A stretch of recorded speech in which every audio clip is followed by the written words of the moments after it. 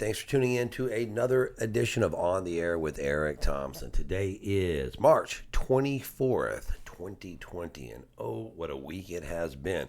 We are broadcasting here from Conroe, Texas, in Montgomery County, Texas. We're here in the heart of the downtown, the historic arts and entertainment district, where it is not so artsy and not so entertaining these days as they've shuttered up all of the doors.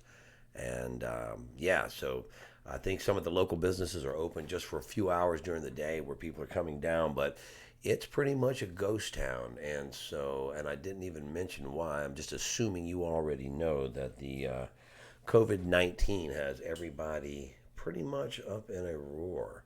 So a couple things, man. Let's just take the news from the top. It says, I wanted to get some news outside of COVID, but for a second, this is the biggest story going, and I can't really see just stepping too far around the big elephant in the room. So it shows today, I was just checking out some of the headlines, and I am seeing that Montgomery County reports its first teen. Wow, a teen now has a coronavirus. It says that it is a female. She's somewhere, they're saying somewhere between 13 and 19 years old. That makes the 19th case in Montgomery County, so that is pretty crazy. He said we have 3 new cases. One is a woman in her 20s that was in northwest Montgomery County. She's in isolation at her home. We also have, we have a man who is in his 50s, and he lives in southwest Montgomery County. He's in isolation in his home.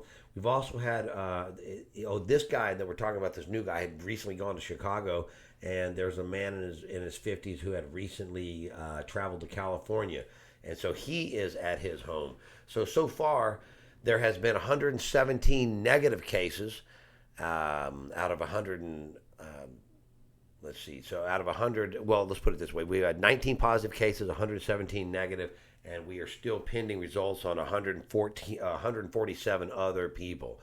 Now, the county judge, Mark Coe, has said that that we have a plan in place like Harris County. Now, Harris counties are about to shut the place down, and we're going to jump into that story in just a little bit. But Montgomery County judge has kind of stopped short of that.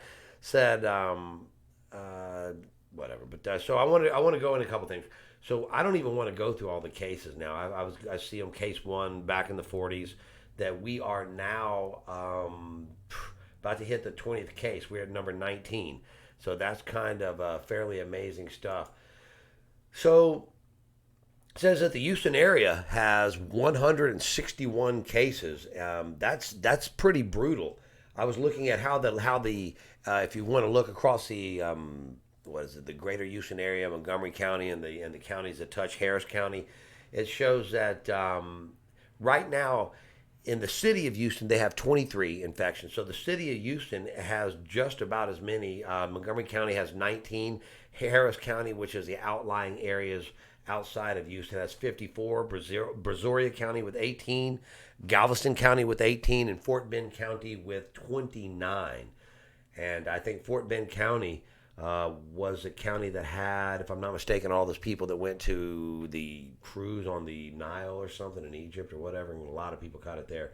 So that's kind of those are some other big stories that were going off. So far in Montgomery County, we do not have stay-at-home orders. So I don't know if that's a good thing or a bad thing. I was kind of looking at some of the places around the world that seem to quell and stop or at least flatten the incline of the virus, and they did some pretty strenuous stuff. I understand liberty lovers around Montgomery County, and I literally do. I just don't know what is the right thing. What I'd like to do is have a judge say that he won't issue stay-at-home orders, but we just use good damn sense and stay at home anyway. That would be cool, but we'll see how that goes. What else happening in the headlines, man? Oh, so they're saying that, I guess the same thing is we're going to stay out of groups of more than 10. That what basically has happened. I saw here that the city of Montgomery has postponed its elections. They had elections scheduled for May 2nd, and it now shows that they have they're moving those off till November 3rd. And I bet that's tentative, wondering what November 3rd looks like. But that's what they're saying now is November 3rd. It says, yeah, until the end of the current public health emergency or until rescinded by the council. So you have that's something to look forward to. I think they came down with some kind of ruling that said they were going to leave it up to the individual little jurisdictions around Montgomery County to determine whether or not they were having an election or not. So if you are either expecting an election or wondering if they're going to have one, you might want to ask almost specifically. So let's talk about it. Harris County. So that is happening today, tonight. I believe that, Mario, what time did they say they're doing that? 12 p.m. 12 p.m. So that's noon. Is that right? Yeah, it was noon. Yeah. Mario's down there. Here's the tough thing. Just to be honest with you, it's kind of spooky. I've got Mario, got the studio all laid down. Mario's laying down on the floor with a headache. So, God, man. All right. Anyway, let's talk. I'll look a little bit into this Harris County story where it says this is on KLTV. What is that, Channel 7? It says Harris County issues a work safe order. You can lay back down, Mario. I'm not going to ask you any more questions. You don't have to just set up on my behalf. Anyway, says that they are having a work safe order. So what does that mean? I'll read a little bit of it. It says that County Judge Lena Hidalgo, this would have been on Tuesday, she ordered residents to stay in their homes as much as possible, only leaving for essential things. I think that's probably gas and food and stuff like that. But this order becomes effective on midnight through April 3rd, and this applies to the entirety of Harris County. She says, Hidalgo said in a tweet, "This is a moment in history. It will define our future. History will say we prioritize human life."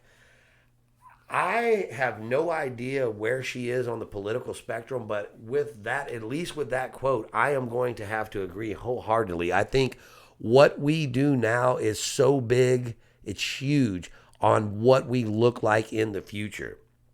And I can't help but wonder as, I think about this. It is, what is today's date? It is the 24th.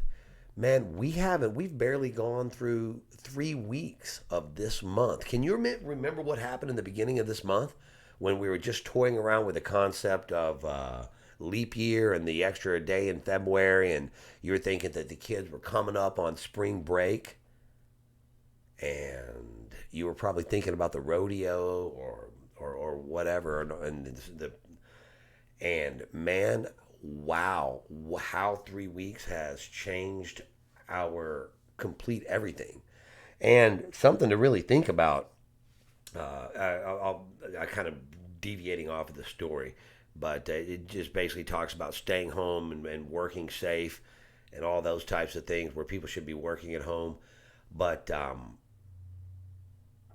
here's the deal. What we do is really, really going to matter. And I just wonder if we knew now what we could go back in during the spring break gatherings and all that other kind of stuff.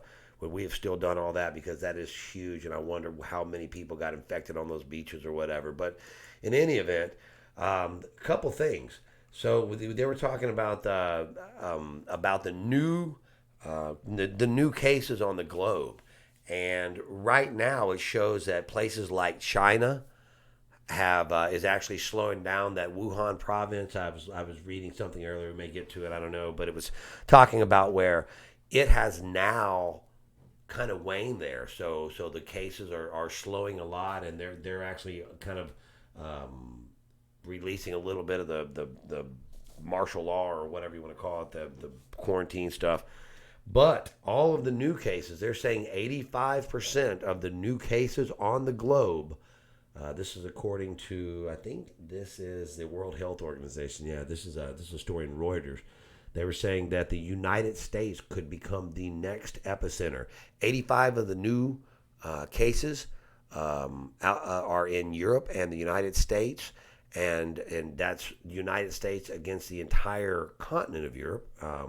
And they're saying that 40% of those new cases are all happening in the United States. And it's because of that the World Health Organization is now saying that the United States could become the new epicenter of the disease. So, I know that Donald Trump, our president, and who I support immensely, went out and was very optimistic that we would be shortly um, past this as a country and that we would go back to normal and the markets were going to rebound.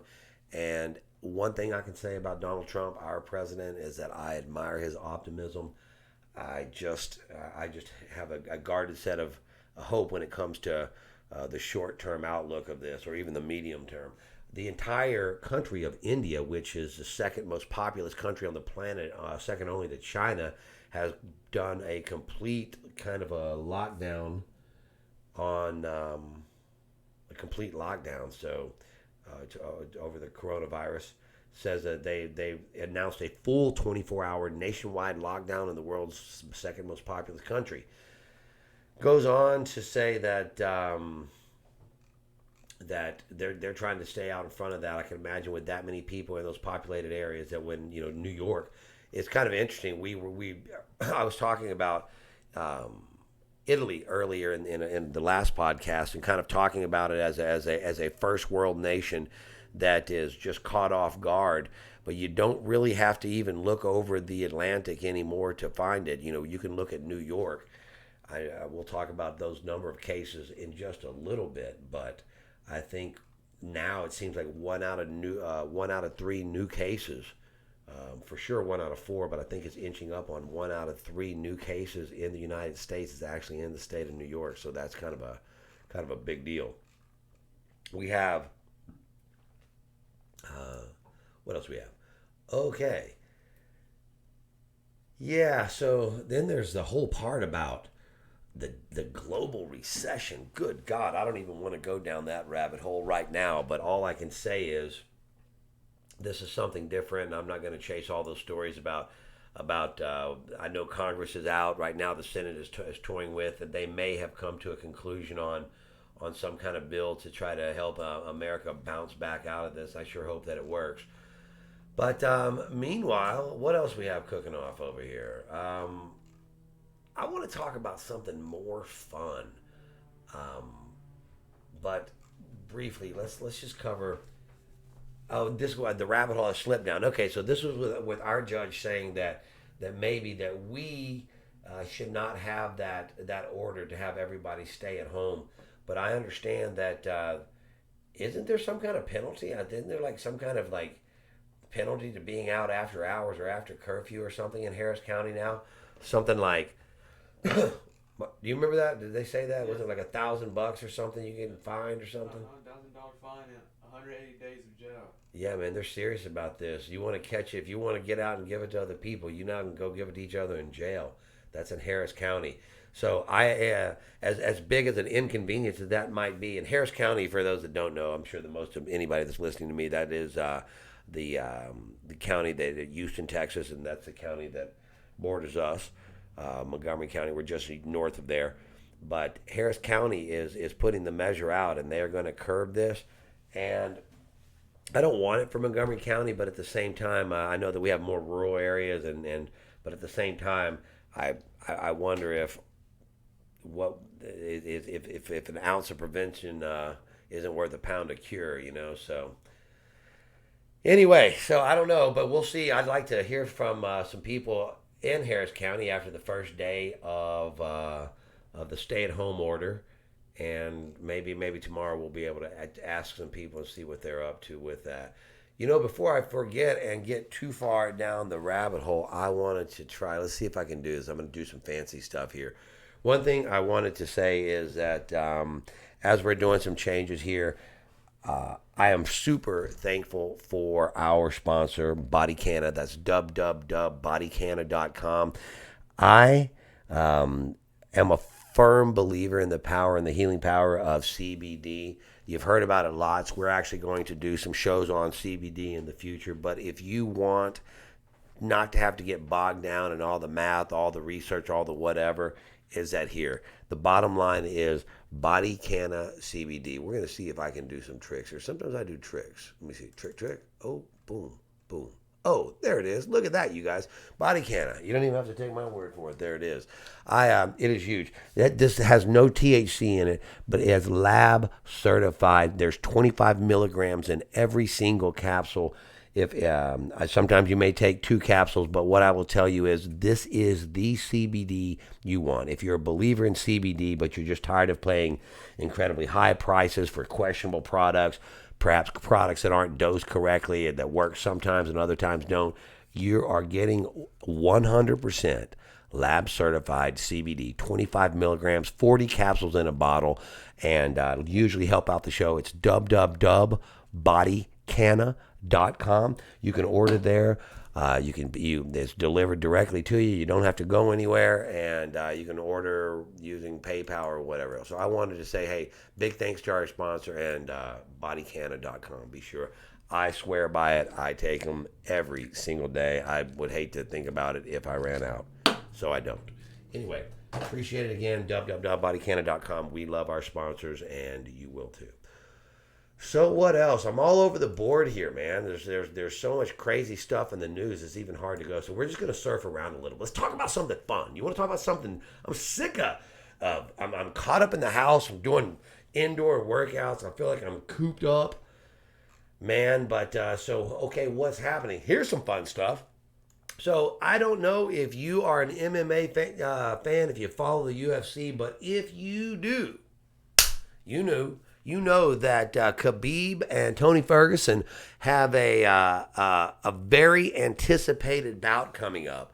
And they have been trying to get in the ring together for, I believe this is the 5th time, but for either weight cuts problems or people getting sick, staph infection, injuries, whatever. Their fights have always been canceled. So this is kind of some fun stuff because Dana White has been adamant, even though he canceled 3 other UFC events, he was adamant that this fight was going to happen. And so because of, just to give you a little history, a quick little background, during what would have been the Conor fight, KHABIB jumped out of the cage and he got basically in a tiff with the Nevada Athletic board, and he wasn't interested in the punishment that he or his team got, and he basically said that he was not going to bring the money that his fights bring anymore to Las Vegas. So, I guess Las Vegas will live, and so will KHABIB. However, the next big place that they were having this was set up for the Barclays Center in New York City, and was set for April 18th. Now, being that they cannot have it anywhere in the United States, or at least that is my guess, and I think that's going to be the case. They've looked for a place to have it. Now they are saying that they are going to have it behind closed doors. So I think there's still going to be a pay-per-view, but it's going to be a very different fight. There's going to be no audience in, so it's behind closed doors. I think that there's going to be perhaps a very small audience. I saw an interview that KHABIB had done where he said he thought maybe an audience of 100 people or something would be fine if they were all tested. He said that Dana White came out and said, Dana White, the president of UFC, came out and said that, as always in his business, the health of the fighters is forefront of his mind, but that they were going to have this fight. Now, they are saying that, let's just say for the sake of this, I think it has come that they are not going to be able to have this fight in the United States. Dana has now come out and said that he has hinted at that he does know where the fight's going to be. He says that it is going to be held. It's going to be held with a limited audience. Now, Dana, I heard knock around the number of 10 people in the room. And I was thinking 10 people. Man, okay, if there was 10 people, there's 2 fighters and a referee. That leaves 7. So now we have an announcer. That leaves, so that leaves what do we got? Two cornermen. So that would be a completely empty thing. And then I started thinking about that. Think about before. I'm not going to get too down in the weeds about all the fight, especially in this particular broadcast. But man, I want to talk about anything other than the damn COVID-19 virus. So it makes me happy. So anyway, but the crazy thing is then you start thinking about it. What would it be like in a completely quiet room? So you're going to have Khabib's corner. They're going to be giving instruction in Russian. And then you'll have Tony Ferguson, who I guess could be either giving it in English or Spanish.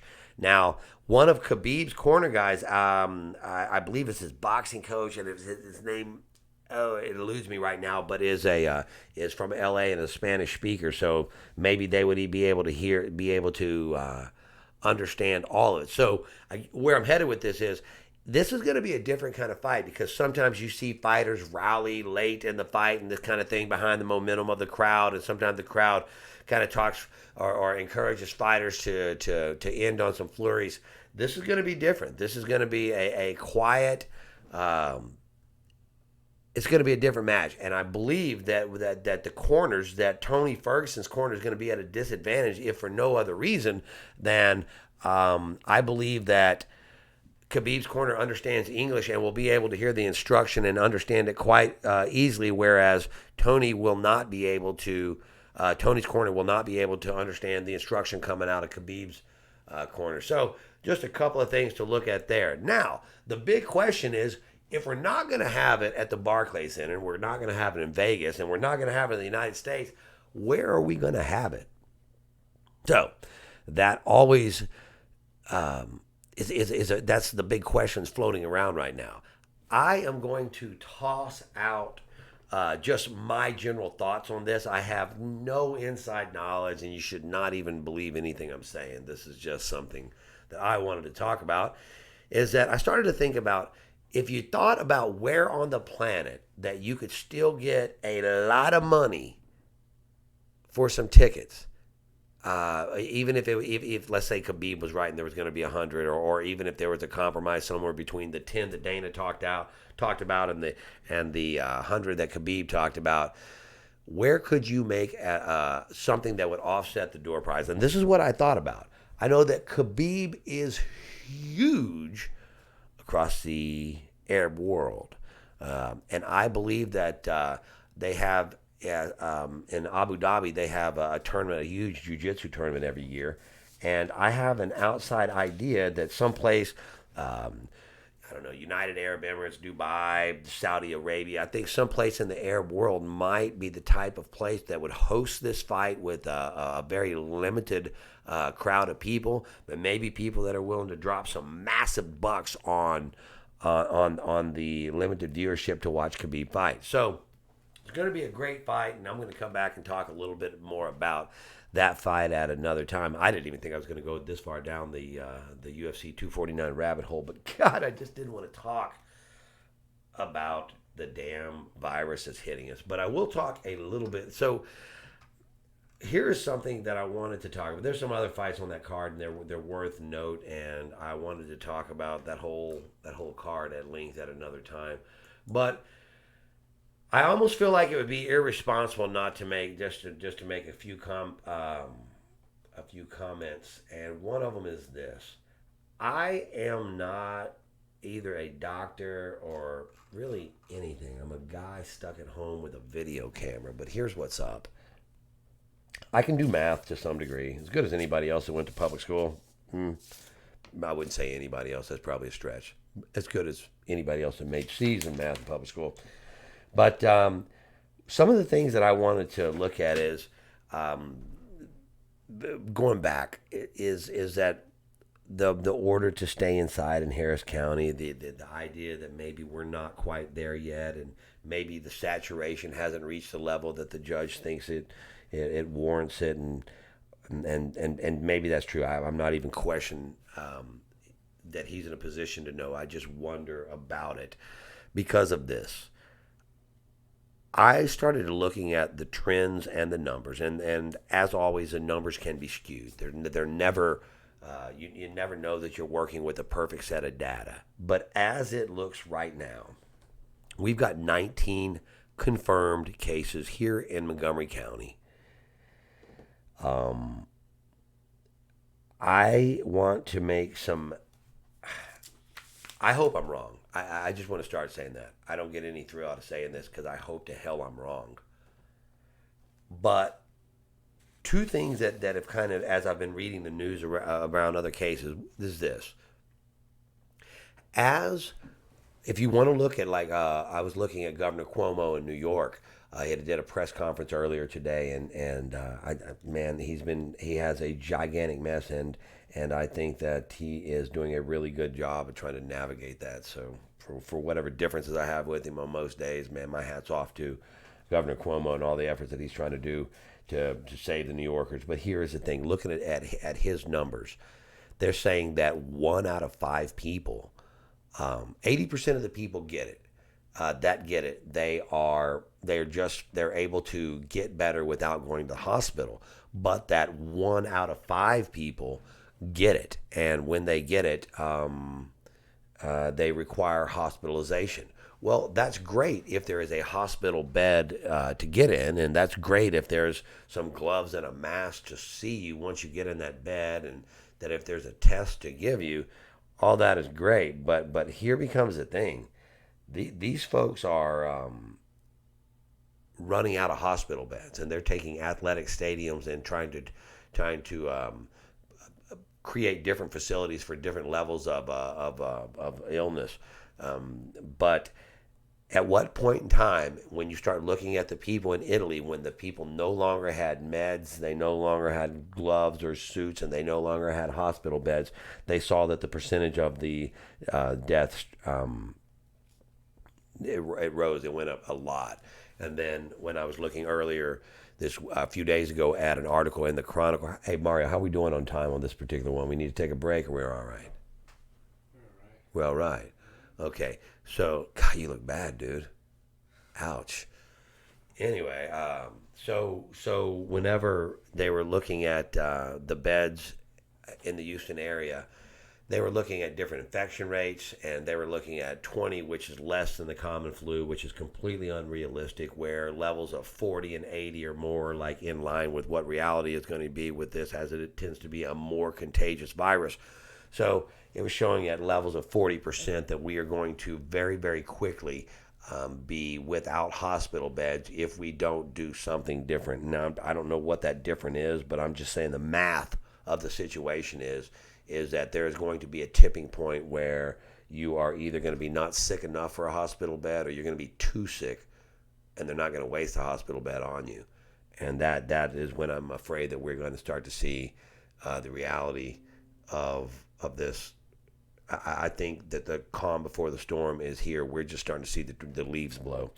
I was looking at some numbers, and I believe that by the time that we get to April 1st, that we're going to have 40 cases in Montgomery County. And the sad part is just mathematics numbers. I believe that somewhere between the 7th of April, we're going to have the first death in Montgomery County. I hope to God I'm wrong. I want all that not to be true, but I'm worried. I believe that by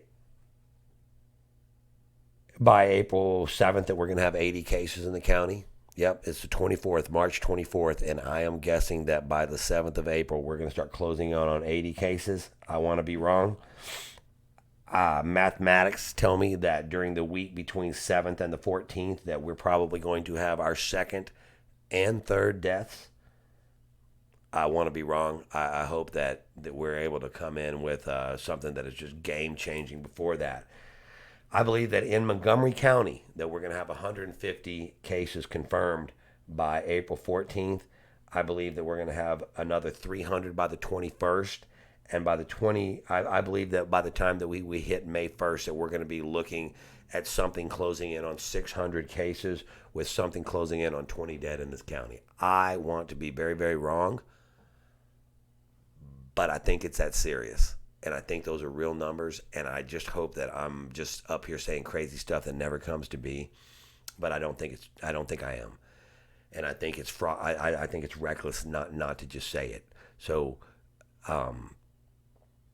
maybe we didn't know what was going on in spring break when people clustered by the thousands down in clusters or whatever. But we do know now, and we can try to curb it or not. Because I would much rather our fate, America, which they're calling the World Health Organization is saying the new epicenter for all the infections, man. The U.S. is looking like a prime target for that.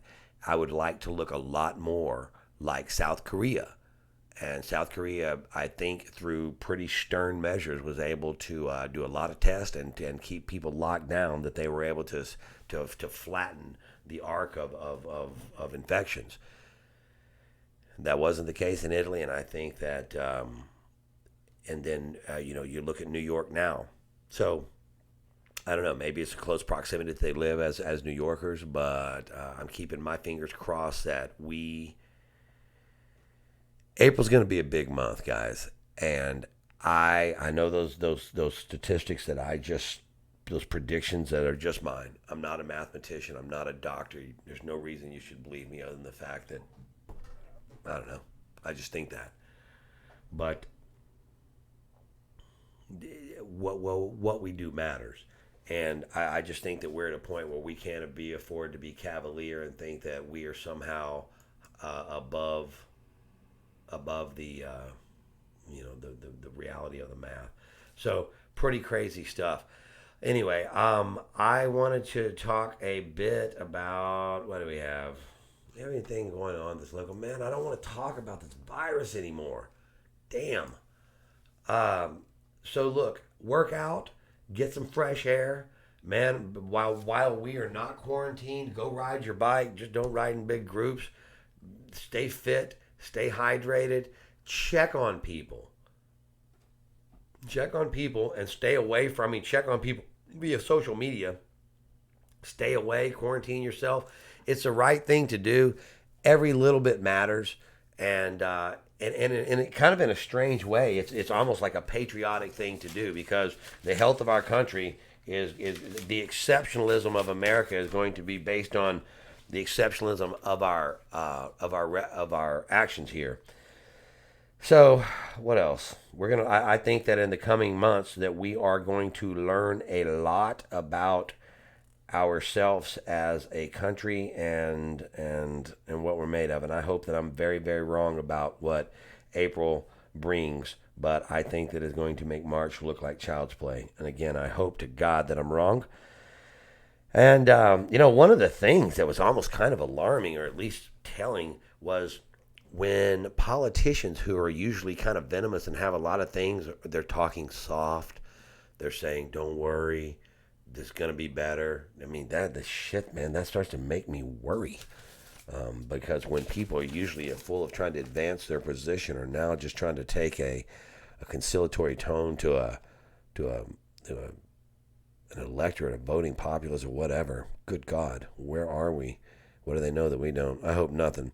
Anyway, but I think this is the biggest story of our time. I think this is as big as World War II, and I think that it's going to take an entire country to get out of this, and I think that it's going to get a lot worse before it gets a lot better. Anyway, wash your hands. Do what you can. I appreciate you tuning in.